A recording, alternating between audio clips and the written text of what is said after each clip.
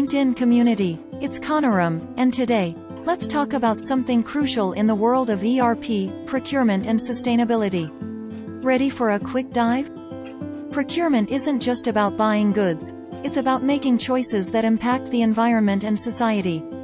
And that's where ERP steps in. Your ERP system plays a pivotal role in sustainable procurement. How? By streamlining processes, reducing waste, and making eco-friendly choices the new normal.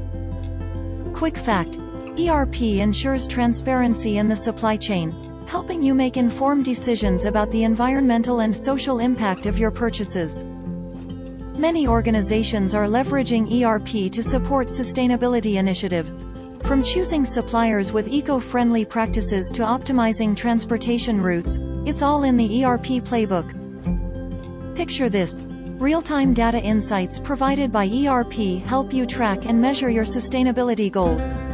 It's like having a green compass for your procurement strategies. So, whether you're into procurement or just passionate about making a positive impact, remember, ERP is a game changer. Let's keep the conversation going.